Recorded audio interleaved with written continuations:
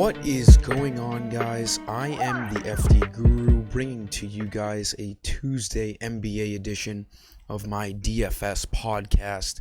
We have 7 games on tonight's main slate, 3 more slates until we get into the All-Star break on Friday. It's only a couple of days off, so it'll be nice to just not have to worry about things for a couple of days, and then obviously we'll be ready to get right back into things. So let's get a nice little streak going here to end the week, going into the All-Star break. There's already some decent value. There's a lot of things we got to wait on here. Jimmy Butler's questionable. John Morant's questionable. Marcus Smart, Robert Williams, Malcolm Brogdon. So there's some key guys that we have to wait on that could really open up some value. As of things right now in the early afternoon, there's not a ton of value, but there is a really, really good game that we need to really focus on for tonight, and that's the Hornets and Timberwolves game. It has the highest over-under that I think I've seen in recent memory, definitely this season. It's at 244. You have two of possibly the top paced teams in the league with both pretty bad defenses. It's a DFS slugfest tonight in this game. So we're going to try to get some exposure to that game in this video. Drop a like on this video. Make sure you are subscribed, and let's get after it here today. So for point guard, I like Beverly as a nice middle to low tier guy at point guard tonight. Like I was just saying, this Hornets and Timberwolves game has a huge over-under. We want to get as much exposure to this game as possible. Beverly is going to be right around 30 minutes tonight. The Hornets really run 2 guards with LaMelo Ball and Terry Rozier, so Beverly will definitely be needed on defense. He needs 27 fantasy points to hit value. He has a very, very high floor. He gets you over like 23 every single game, and then he has mid-30s upside. So a really strong cash game play tonight with a, ideal matchup against the Hornets. For shooting guard, let's go with possibly the hottest player in the NBA maybe right now over the weekend. Terry Rozier had the last 2 games have been unbelievable. He's playing high 30s in minutes. Awesome matchup against the Timberwolves. 7,500. Yes, his price has gone up, but honestly not enough. 62 and 61 fantasy points in the last 2 games. The guy's been crushing it.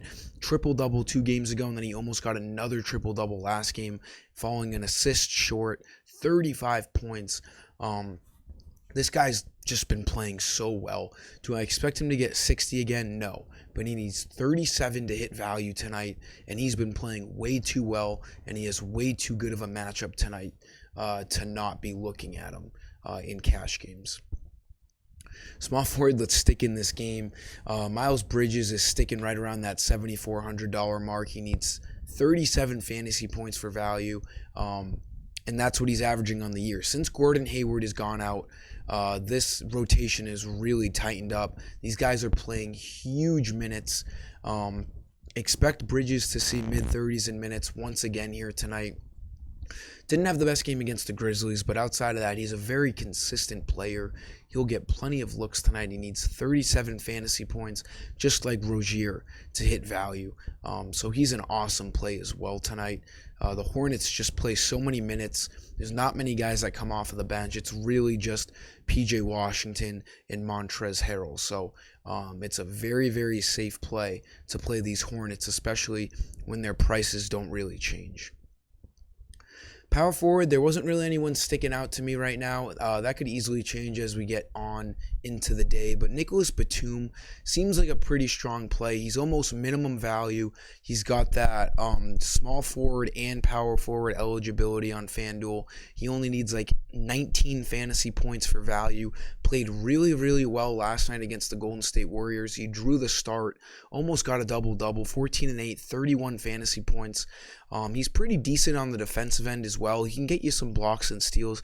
As long as the minutes are there, he should be fine.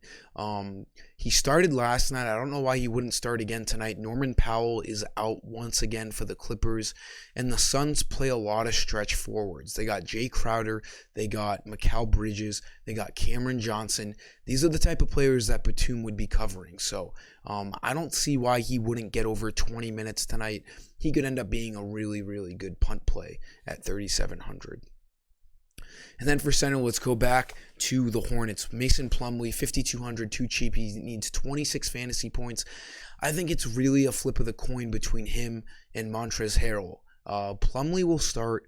Harrell will come off the bench. They both saw very similar workloads last game. They both got like 30 minutes, and they both got like high 20s into 30 fantasy points. So both guys are good plays in my opinion. I would think Plumlee falls a little bit more into cash games because his minutes are consistent. It's been his team since the beginning of the year. Harrell may be more of a GPP guy because he does have more upside than Plumlee. And there's a little more risk. It's still a new team for Harrell. You don't know if he's got a legitimate high 20s in minutes in the rotation yet. But he will be playing tonight. I think both guys are viable. Plumlee is my cash game guy though at 5,200, drawing the start. That was some of today's video, guys. Thank you for tuning in. Drop a like. Make sure you're subscribed. Let's get after it tonight. Plenty of things to look forward to in the NBA world. Until next time, I am the FD Guru, and I am signing off. See ya.